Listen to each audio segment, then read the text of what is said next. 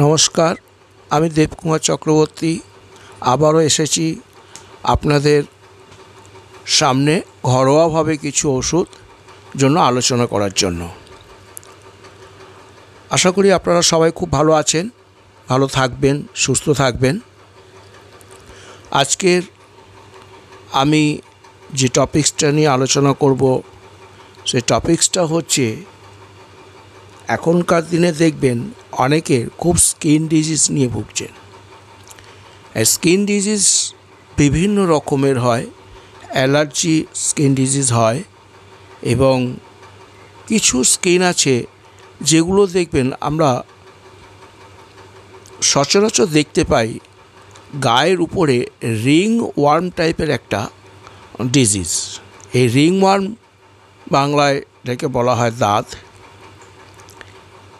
এই দাঁতকে আমরা বিভিন্ন রকমভাবে বিভিন্ন ওষুধ দিয়ে আমরা প্রলেপ দিয়ে থাকি, কিন্তু এই প্রলেপ দিলে কিছুদিনের জন্য ভালো থাকে, আবার তারপরে রোগটা ফুটে বেরোয়। কিছু ওষুধপত্র খেয়ে রোগটা ভালো থাকে, আবার কিছুদিন বাদে আবার এটা বেরোয়। আমি আপনাদের বলবো যে এই রিংওয়ার্মটাকে ঘরোয়াভাবে ঠিক রাখতে গেলে প্রথমেই একটি ঘরোয়া উপায় আপনাদের আমি বলবো, যেটা হচ্ছে যে ঘরোয়া খাঁটি নারকেল তেল।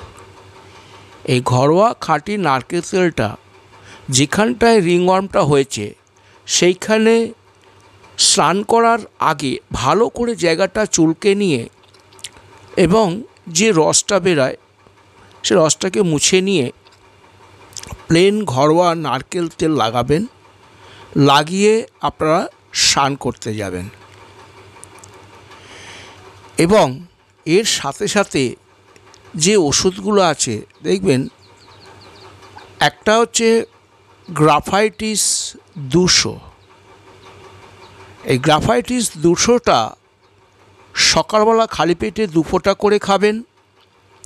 এর সাথে সাথে দেখবেন বিছনায় ঘুমোতে গেলে রোগটা আরেকটু বিছনার গরমে রোগটা বেড়ে যায় এবং খুব চুলকায়, সারা রাত্রি ঘুমের ঘরেও চুলকাতে থাকে।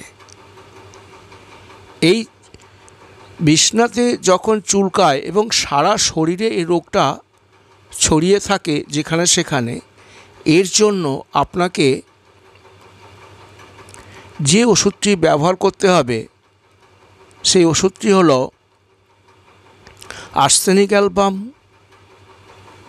একটা ওষুধ আছে, আর একটা ওষুধ আছে মেজোরিয়াম।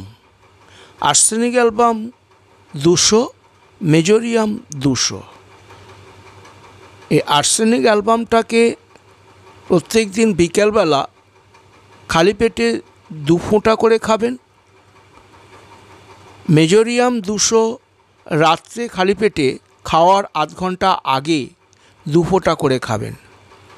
দেখবেন কিছুদিনের মধ্যে আপনারা এই জ্বালা ভাব, রাত্রে চুলকানো, যেখানে সেখানে রিংওয়ার্ম ফুটে ওঠা এবং ওই রিংওয়ার্মের চুলকাবার পরে যে আঠার মতন যে রসটা বেরায়, এই সবগুলো ধীরে ধীরে দেখবেন ভালোর দিকে যাচ্ছে এবং একটা সময় আপনি দেখবেন কিওর হয়ে গেছেন। এই ঘরোয়া উপায়টি আপনারা করে দেখুন। ছোট ছোট ঘরোয়া উপায়, যেগুলোর জন্য আমাদের ডাক্তারের কাছে প্রচুর সময় অর্থ বহন করতে হয়। আপনাদের কাছে অনুরোধ, আপনারা এটা করে দেখুন এবং আমাকে একটু কমেন্টসে জানান। ধন্যবাদ।